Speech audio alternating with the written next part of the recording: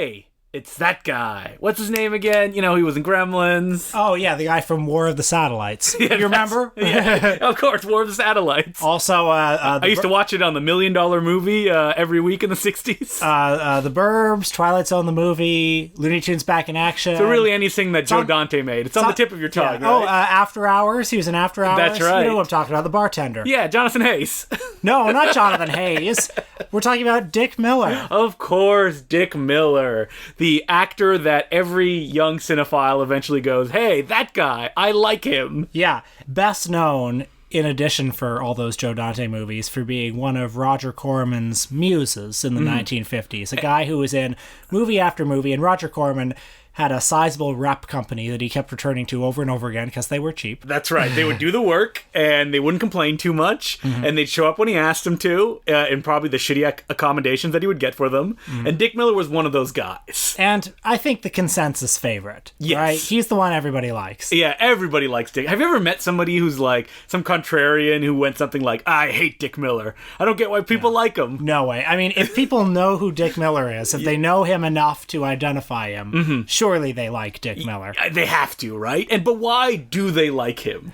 Like, that's the question that, like, I was asking myself while I was reading the new biography that recently came out, You Don't Know Me, But You Love Me, The Many Lives of Dick Miller. And like, the book itself asks the same question as well. It's like, why do people like him? Is it just because it's somebody that they recognize? There's some of that, I think. I mean, there's definitely a canon of that guy actors who you're pleased with just because it hits some pleasure center in your head, you know, like some frisson in your brain of like recognition. And, because like Dick Miller is not somebody that like his meaty roles is what people fall in love with. Because honestly, he starred in what?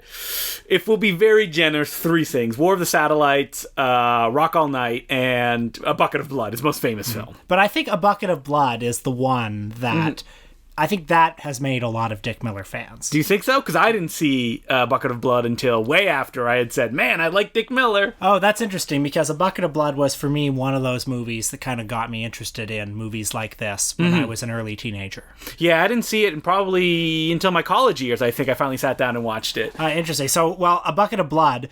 Why don't we talk just a bit about it? Because I revisited it this week. A Bucket of Blood was the first of 3 comedies that Roger Corman directed in the very late 1950s. I think 1959, 1960, along with Little Shop of Horrors and Creature from Haunted Sea. Mostly rushed because, I don't remember which one it was. Was it Bucket of Blood, where the union was going to pay them like 1 extra day and Corman wanted to get a film right under that contract window? I believe that was Little Shop of Horrors. Okay. They filmed it. It was, you know, famously shot in 2 days, and they filmed it in the last week of December because new rules were going to hit in 1960. Yeah, and Corman is like, just out of principle. Like, he wanted to get in a movie right under. And there's that famous story, Little Shop of Horrors, standing sets, they could use it. They just restructured their Bucket of Blood. Dick Miller was offered Little Shop of Horrors afterwards. After making A Bucket of Blood, he turned it down.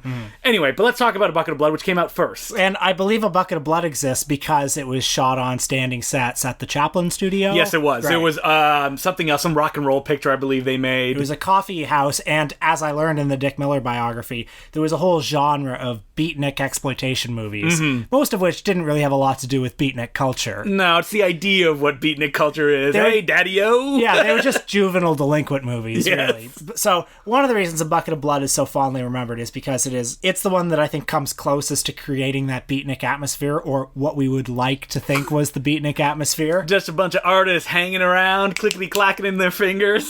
Saying poetry on stage and, you know, showing art and, yeah, again, daddy-o and Yep. it's a mad pad dad. Stuff like that, yep. And you have Dick Miller in the center, playing a simpleton, if you will. A simpleton is a nice word for it. It's been speculated that perhaps he has mental issues. Yes. But it's ambiguous in Dick Miller's performance, I think. He plays Walter Paisley, the meek and mild busboy at this beatnik coffee shop, who looks up to all these sophisticated beatnik artists and wants nothing more than their respect, and especially the love of the beautiful Barbara Morris. And he goes home and he's got a big lump of clay and he's like, I'm gonna be an artist. Be a nose. Be a nose. Which was something that artists love that line so much. Art Spiegelman. Yeah, Art Spiegelman named, I think, one of his exhibitions or his books on that. Yeah. And they actually had a photo and then a drawing of Dick Miller on it. So He accidentally stabs his cat through rather contrived circumstances, and he gets the beautiful idea, why don't we melt this clay over the cat, and boom, instant cat sculpture. Yeah, Dead people cat. love it. It just, there's something there, man. And everyone says, oh, this is an incredible meditation on mortality and everything. He's like, oh, well, I could do more. Well, he accidentally kills a undercover police officer, puts clay over him. He's got a statue, dead man. That's right. And they love that. But the guy who runs the coffee shop has figured out what's going on, and he's horrified. But You listen, it's getting people through the door. wealthy art collectors are coming, including Bruno Vasoda. I don't know who that is. Bruno Vasoda is the fat guy who was in all the early Roger Corman Okay. movies. Oh, that's right. You know him if you see him. Yeah. Dick Miller was good friends with him, and he passed away a few years after making A Bucket of Blood. Right? I only know that from the biography. So, Bucket of Blood, cheap picture. Yeah. Obviously made within constrained circumstances. Dick Miller, charming in the middle center of the role.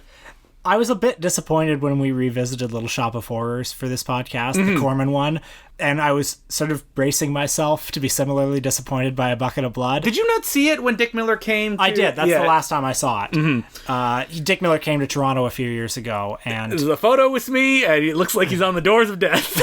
I'm glad he can get one more in with me before... I mean, he's still alive, so... And that was like 5 years ago. I spoke to Dick Miller and his wife via Skype. Did you? Yeah. Oh, that's nice. Well, it was great, but I mean, one problem was I had just watched the documentary about him, and it's like I didn't have a lot of other questions for him. Yeah, exactly. So I just wanted to like soak in his presence, like And he's a fairly old man, yeah, so he's it's a nice man and had a good chat. His wife is wonderful. Yeah, Torontonian. Yeah, Lainey Miller. Okay, but anyway, Back to A Bucket of Blood. I was bracing myself to be disappointed on this reviewing. So much fun. It's great. Yeah. It's I think one of the best things Corman ever did. It's a really tight piece of storytelling. Charles Griffith's script has a bunch of jokes in it, like it's fun. The dialogue's terrific. Yeah.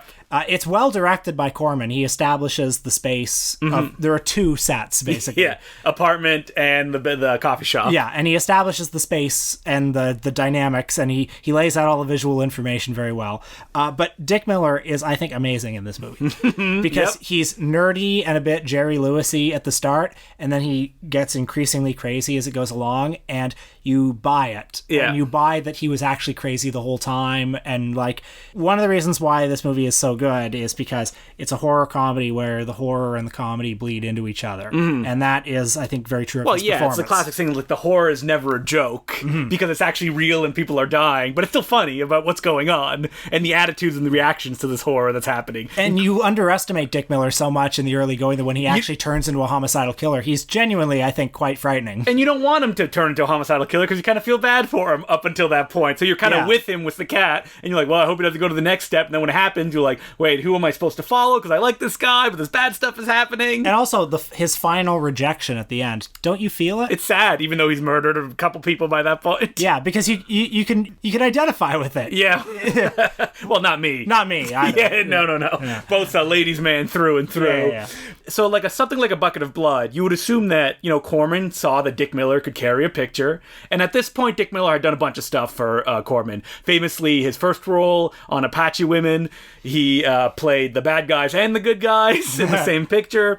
And Dick Miller, especially when you read his biography, you realize that like he's a guy that never even really wanted to be an actor. It's mostly something he kind of stumbled into. That he was more of a bon vivant, doing whatever came his way. He hung out at the beach a lot. He hung out at the famous Schwab's grocery store. Until it closed down every day. Yeah. Schwab's, the place where Lana Turner was allegedly discovered. She You've was heard not. that old story, No, right? yep. Didn't actually happen. I don't quite understand Schwab. Schwab's was this famous drugstore. Yeah, drugstore. Where apparently like very famous people hung out as well as not famous people, and it was just this Hoping to be melting discovered, pot, this melting idea. pot of all of Hollywood. So like every day, supposedly, Dick Miller would just sit down at the counter and just hang out with his friends or anybody else that came into the drugstore, just trading stories and just biding time until his phone rang and he could get a job, which would usually be with Corman. And one of the people was Bobby Jordan from the Bowery Boys, I think. That was his name, right? Bobby Jordan? One of the lesser Bowery Boys. I don't know, hung out maybe. there. I mean, in the book, there's a famous story that when Miller was a teenager, he actually lived in L.A.,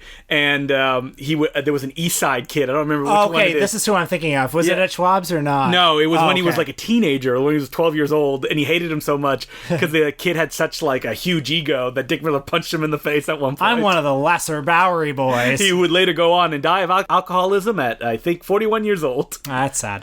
Well, one of Dick Miller's good friends of this era was a fellow by the name of Jack Nicholson. And Steve McQueen. Yeah. I mean, Jack Nicholson, of course, was in the Roger Corman orbit, famously in Little Shop of Horrors. Taking those bit roles with Miller, and they were supposedly like best pals because they both had something to like talk about, to experience. They were both on the same level until a certain point, obviously. Yeah. So Dick Miller never quite became a star.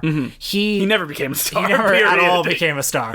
And he, in the book, attributes it somewhat to the fact that he turned down the lead role of Little Shop of Horrors. That has, I mean, Jonathan Hayes. Yeah. I mean, Dick Miller is more famous than Jonathan Hayes is. He is, yeah. But Dick Miller says that after this, he felt he was permanently doomed to being a bit player and a supporting player. Well, the Corman curse, like the idea of that people that worked in these early Roger Corman pictures were either on their way down or on their way to like the middling bottom. Like there was no like, as far as actors go, like straight to the top and taking starring roles. Well, like everyone remembers Jack Nicholson. Yes. Which he became famous kind of as a fluke. Yes. He was lucky enough to be an easy rider. And he was like the like latter period of that, while like Dick Miller was at the beginning, and he just kind of met Jack Nicholson on the way down, up, who knows. I also get the sense from reading the book that Dick Miller sort of hung out and was on the beach and at Schwab's waiting for Corman to call, and he wasn't as disciplined about his career as, say, Jack Nicholson was. And, you know, Miller says as well that, like, he was bad at auditions, he didn't like doing it. You get the sense that he just did a bunch of them that failed, and he was like, well, why should I keep doing this if it's not going to work out for me? So, in the 60s, he had lean years because he was no longer a cool young guy. But why don't we talk a bit about some of the other 50s films? Because we both watched Rock All Night this week. Speaking of juvenile delinquent films, this was one that, again, I mean, it stars Miller in the sense that he's the, like, biggest character in this ensemble, which is mostly 48 minutes of rocking out, watching some bands play. It's a hangout movie. Yeah. It's like so many Corman movies of this period. It's just one location. It's set at an all-night, cool counterculture rock and roll club. I mean, this is significantly before the Beatles, so its definition of rock and roll may not be your definition of rock and roll, but the Platters are there. Yeah, everybody loves the Platters. There's another band, I can't remember. Dick Miller plays kind of the anti-Walter Paisley in this one. He's a cool hep cat. Yep. Bit of a wisecracker, sardonic sense of humor. Doesn't really take shit from anybody. When the film actually pops off at about 48 minutes in, two robbers come into the place and they're on the run from the cops and they kind of hold the place up. Dick Miller doesn't even get up out of his chair for the next 20 minutes, just throwing verbal barbs at the baddies as trying to throw them off guard. He's a lot like Lenny Bruce, just in the way he looks and the way he sounds. You know, but the thing about Dick Miller, and it's weird that Roger Corman didn't kind of jump on this, is that he does have like this like cut Dick Tracy-like face. Yes. That he would have been perfect as like the bad dude in these juvenile delinquent pictures, or even like these sci-fi films. But instead he was always relegated to like comedy relief off to the side. And because he's so short, he's sort of like a precursor to the Al Pacino type of star of the early 70s, somebody who's not conventionally handsome but has a certain charisma. And Rock All Night really captures that charisma, and it's like a Dick Miller showcase here. But it was weird because I had a question about it, and one of the producers of that documentary, that guy Dick Miller, was like, don't talk about Rock All Night to him. And I was like, really? Yeah, I wonder why. Why doesn't he like it? I don't know. Who knows? Maybe he didn't get residuals or anything like that from it. Too bad. Because the film was actually fun. Yeah. And when it was going to be remade, when they're doing the Rebel Highway show where they were taking juvenile delinquency pictures and remaking them with people like Robert Rodriguez, John Milius, even Ralph Bakshi make one. Quentin Tarantino, pre-Pulp Fiction, considered for a moment of remaking Rock All Night, and it would have been perfect if he had done it, because it's exactly his kind of thing. Yeah. You also watched War of the Satellites. Boring. Terrible film. Yeah. I saw it years ago. Did not revisit. There's a reason that on the triple pack of Corman pictures, it's on the third disc and it doesn't have commentary while the other two do. That's the one that also has Attack of the Crab Monsters and Not of the Earth. Yeah, which also has a Dick Miller... A classic Dick Miller bit where he plays the vacuum cleaner salesman. Yep, and he's like, you want to buy? You don't want to buy? It doesn't matter to me. Just let me show it to you. That's one of those Dick Miller scenes that everyone talks about when talking about Dick Miller. In fact, I think the Dick Miller documentary highlights that moment. I mean, it's that, and his other role that everybody knows him from that's not like actual supporting role is in The Terminator, where he plays the gun salesman to Arnold Schwarzenegger. Is he the one who Arnold Schwarzenegger says, "I'll be back" to? No, that's a police officer. He's the one who gives them the gun, and he's kind of like explaining what the gun's doing. At the end, Schwarzenegger just points the gun at him and shoots him. You don't see it. It just cuts to black. So anyway, Dick Miller, no longer a cool youth, gained a bit of weight, spent the 60s having some lean years. He did write the screenplay that eventually became Jerry Lewis's Which Way to the Front. Yep, which he, as goes into great detail in the book, he actually sold it to a company who didn't tell him they were actually rewriting it, and he read about it in a trade paper, and he was like, wait a minute, this is my script. He had to do arbitration with the Writers Guild, so in the finished film, he is like one of 3 credited story contributors or something. Yeah, he also wrote the script to the Filipino shot TNT Jackson, Yes. which is probably most famous for the trailer cut by Joe Dante and Alan Arkish, has the line, winner of the Ebony Fist Award, which is a made-up award that they did for the trailer. but Dick Miller had a comeback of sorts in the 70s when the next generation of filmmakers, people like Joe Dante, Jonathan Kaplan. Well, supposedly, when Jonathan Kaplan got his first job, it was a nurse's picture, I think probably the young nurses, that when he got it, Corman gave him a bunch of instructions, and as he was on his way out, he was like, oh yeah, also give a role to Dick Miller in the film.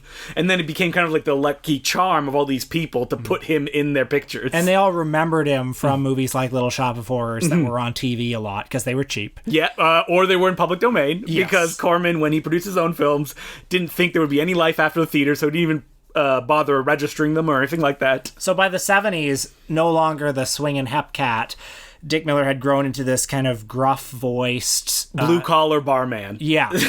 And he is in many...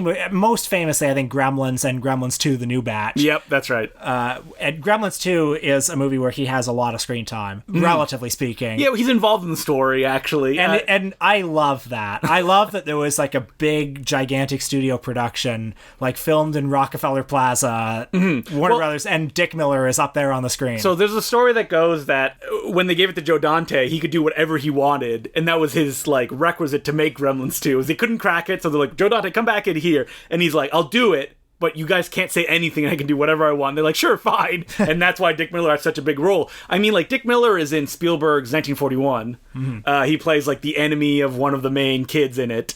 And supposedly, because that film tanked so badly, it kind of, like, soured Steven Spielberg on hiring, like, old-timey actors. Oh. To the point that, like, when Joe Dante gave him, like, the cast list of, I think it was either Explorers or Gremlins, Spielberg is like, I don't know about this. You obviously went and mined the retirement home for old actors here. Oh, okay, that's such bullshit. First of all, the best thing about 1941 Are those character actors. so many, Yeah. and yeah, they're great. I like that. That's not why that movie flopped. That is not the lesson that Spielberg should have taken from 1941 to like, I cast too many old-timey actors that nobody knows. That seems like a real fundamental difference between him and Joe Dante, doesn't it? We were listening to that Leonard Maltin podcast where they had Dante as a guest. This is a total digression, but they were talking about how Leonard Maltin called up Joe Dante once and said, hey, I met Hans Hall at a party. Imagine that party. I met Hans Hall at a party. Could you give him a part in one of your movies? And Dante said, oh, great. In fact, I think we have a part that he could be good for in this next one. Call up Hans Hall. Wanted too much money. That's crazy. Hans Hall being, of course, one of the Bowery boys. That's crazy. The one who wasn't Leo Gorcey. And Steven Spielberg did work with Joe Dante a lot, even though I think on one of those podcasts, Joe Dante is like, we're not really friends, we're more acquaintances. Yeah. That's sad. I think Spielberg should throw him a bone. But Joe Dante was good friends with Dick Miller, and like a genuine friendship actually formed. There's some stories in the biography where, like, when Dick Miller got sick, Joe Dante made sure he was okay and would like come to the hospital every day just to check up on him and stuff like that. And Dick Miller is in almost all of his movies. Yeah, almost. Like, if he's not, there's like a very specific reason why he couldn't be in them. Right up to The Hole, where he's in it for, I think, 1 second as the pizza delivery man. And the reason for that is there's like two, which is that he has difficulty remembering lines now, and they actually shot in Canada, and Dick Miller was a little too old to actually travel, so they shot that one shot in LA just to be able to include him in it. Yeah. I mean, like, that's the sad part, right? Is that, like, Dick Miller he was always the mascot for these people, but no one was ever like, oh, I'll give you a role in a movie, like, in the 80s or even the late 70s, when he would have been able to do that. It's frustrating that there are so few movies where he has a lot to do. Demon Knight is one of them. That's right, yeah, the Ernest Dickerson film. But, yeah, aside from that, it's just moments like he's got a great scene in Corvette Summer. Yeah, he has a great scene. He has a great scene in Motorama. Yes, as well. he does. So you savor those scenes, and you're always happy to see him. And I'm sure Dick Miller has at times probably looked back on his career and had regrets or wondered what might have been. But he's been able to do so much stuff. And people love him. Yeah. And he's got a whole documentary and a whole biography. I mean, about him. everybody says that, like, one of the reasons they like working with him is that he's such, like, a nice guy and that, like, he's genuinely fun to work with. And I mean, like, Dick Miller will say stuff that he was always bummed that he was cut out of Pulp Fiction. There was a whole scene with him. Yeah. But, like, it wouldn't have done anything for him. No. Like, it would have just been, like, you know, an anecdote. It would have been nice to have been in Pulp Fiction. Yeah, like one of the biggest movies ever at that time. But other than that, I don't think it would have, like, launched his career to... I mean, you know what? Who knows? Maybe he would have had a Robert Forster, like, 3 films after it. He could have starred in a big-budget Dragon Ward style picture. He should have played the Robert Forster role in Jackie Brown. Oh, could you imagine? I mean, I love Robert Forster, but I would have definitely... I think Dick Miller could have done it. Yeah, like, just sat up against Pam Grier. Yeah. He's much more wrinkled than Robert Forster. I mean, it's funny we say that because he would hang out with Robert Forster at Schwab's all these years just waiting for stuff to happen. I mean, he's still kicking. Dick Miller's still around. Doesn't really take movie roles anymore. For the promise. He's an old man. Yeah, he's an old man, but what a life. Like, all those, like, people that he even came in contact with. But it's still a little sad, because he talks about how, like, he never got that familial relationship with people either, because... like, he would only show up for a day or two. So all these people are friends or family that you have when you're shooting a film. And he never got that. He was always, like, kind of like the outsider that would come in, that would have to go away. The only time he really had that was working with Roger Corman. Think Roger Corman ever calls up Dick Miller anymore? I doubt it. Roger Corman doesn't strike me as the sentimental type. No, not at all. that. It does say in the book that occasionally Jonathan Hayes calls up and they plan to do something and they don't do it. What about Jack Nicholson? Like, Yeah, that's the what about- craziest. okay. Like, didn't Jack Nicholson fucking throw Miller a bone? Yeah, Jack, couldn't you have given him a role in, like, Wolf? Wolf or something like that. I love that that's the first one we both went to, Wolf. Or he could be his best friend in, like, As Good as It Gets or something Yeah, like that. yeah, why that not? would have been perfect. Guy at the bar and As Good as It Gets.